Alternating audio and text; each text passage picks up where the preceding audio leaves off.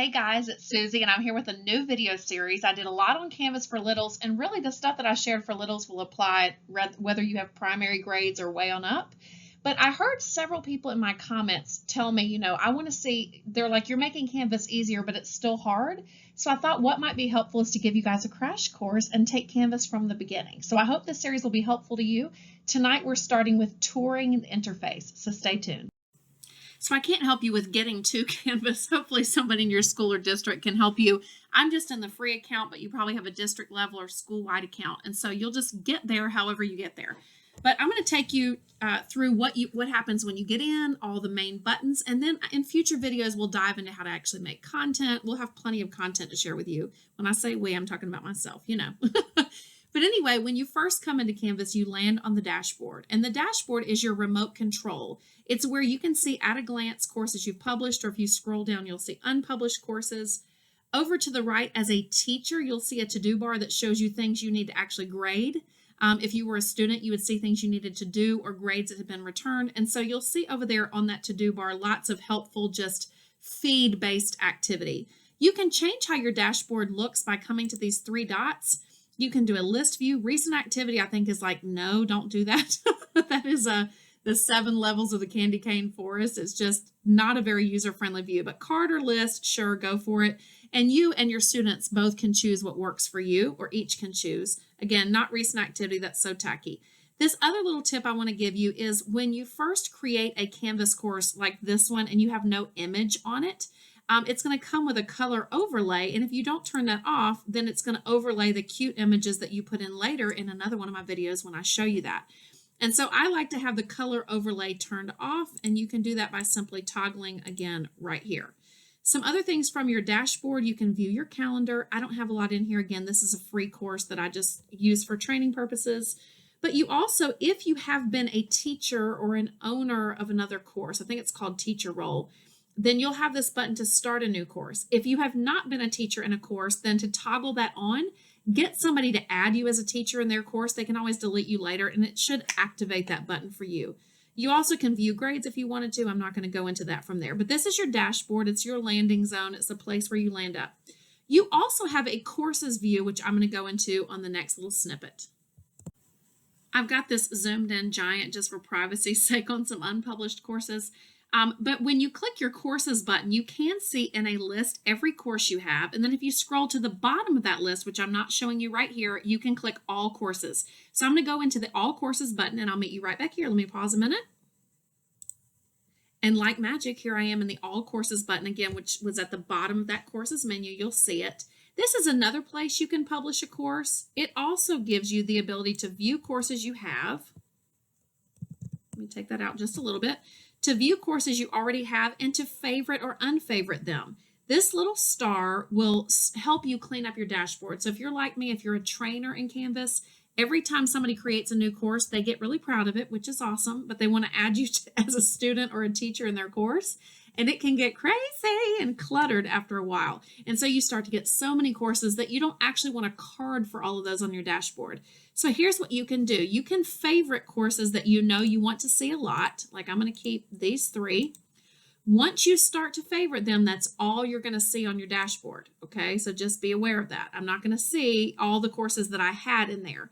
So if you're like, oh no, I've lost a course, I can't find it, you may have just not favorited it. So you can either leave them all unstarred, or you can star a few, and those are what's going to show up on your dashboard. So I just want to give you that tip that you can view all your courses there, what role you have, whether the courses are published or unpublished, and you can begin to favorite them so you see just the courses you want to see. I plan to do a deep dive into the calendar on a separate video, but as I'm continuing this tour down the left-hand side, I just wanted to at least touch on each button and just give you a quick view of what it does. So if I want to add an event or an assignment or a to-do to my personal to-do, I come here to do it. I just click on the date. You'll have lots of options you can select. Event is something that is ungraded. Assignment is something that is graded. And again, we're going to get into all ways to manage your calendar in a different video. But you'll see your general calendar here. Now, right now, I'm in the month view. You can also go into a week view. Or I really like the agenda view if I had some stuff on it. Again, this is a really boring account. but it'll give you a list of items. And I really like a to-do list. I really get a sense of satisfaction at crossing things off. So you can also have an agenda view. Now, if you're in a paid account and your administrator has enabled this feature, we'll get into it again on my calendar deep dive, but there is a view called the scheduler where you can actually create appointment slots, not that. You can create appointment slots for your students to claim. So for example, when I was an English teacher and I would have, students book an appointment with me for after school tutoring or to come and have their essay reviewed personally, then I could create using that scheduler view, like slots that they could claim, and then they would know when to come. It would add to their calendar. So what I'll try to do is put a QR code here that you can pause the video and link to that scheduler information since I can't live demo it here.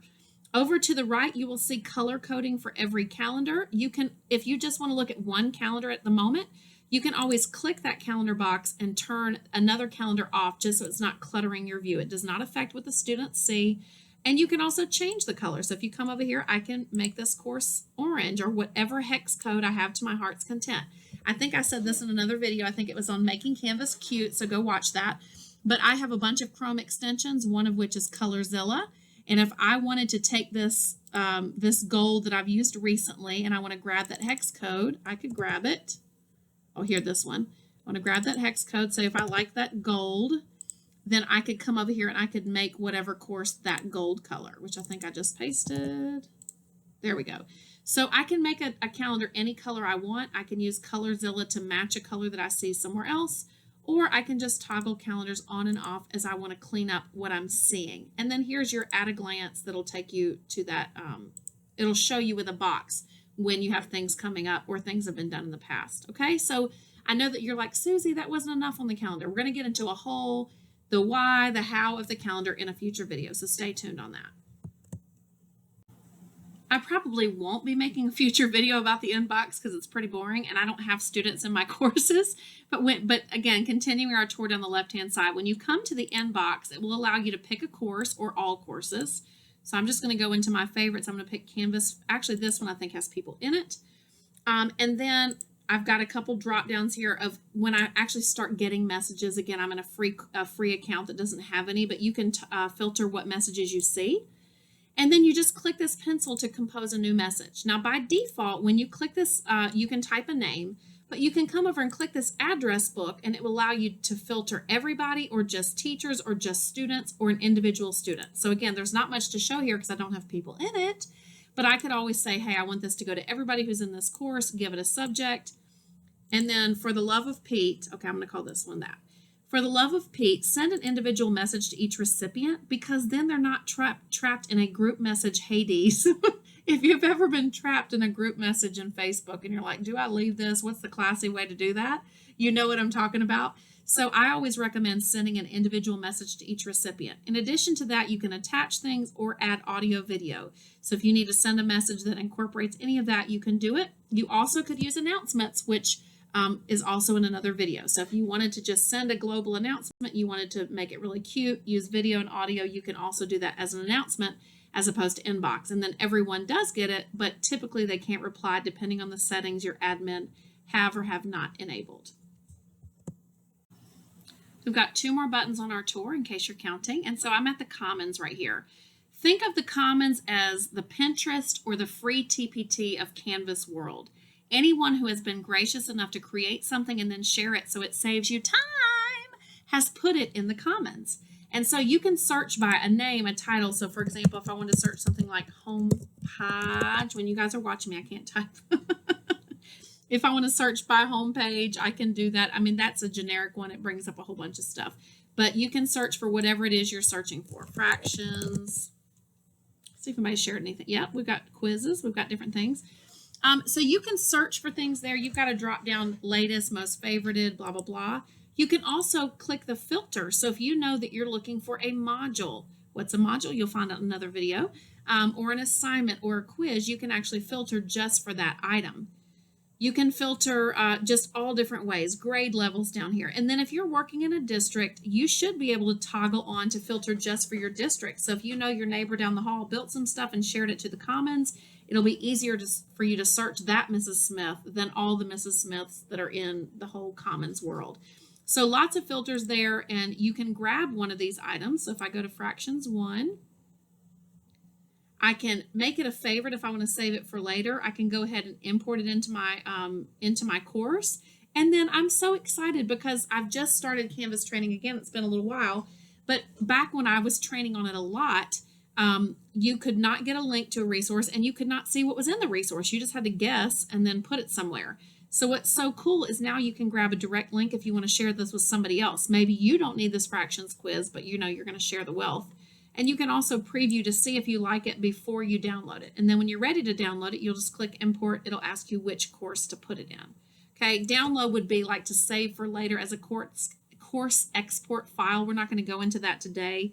Maybe that'll be a video later how to export, but just you can import it into whatever course, okay? Things that you have shared you will see here. So these are all things I've made and shared. How many people favorited them or downloaded or whatever. Things I've imported into my own courses that I own.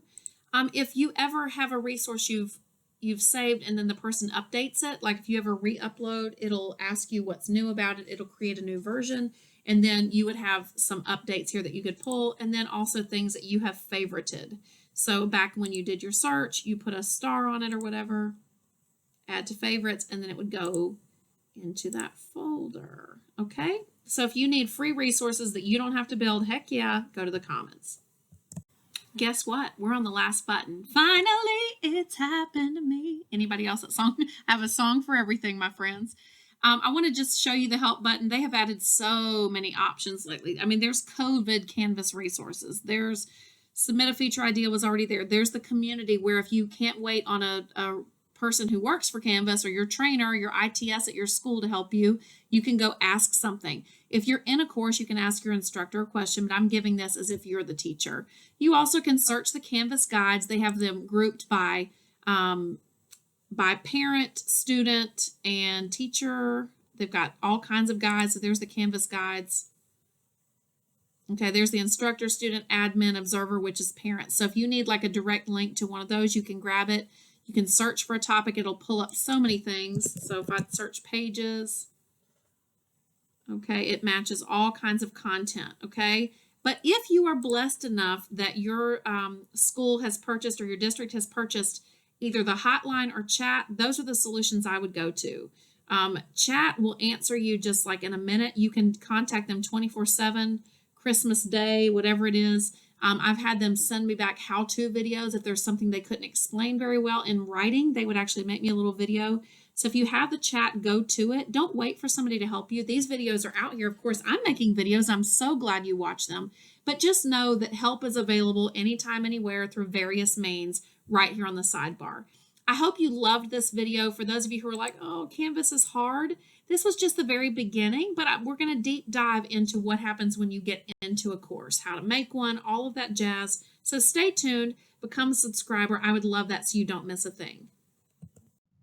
Hey guys, I put my heart into these videos, so I hope you loved it. I hope you've loved all of them, but if you haven't, then make sure you go back and watch the previous videos. I'm making playlists for you all the time.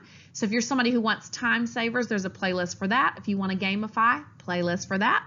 And all of my themes of my blog. So, did you like it? Go ahead and click the thumb below.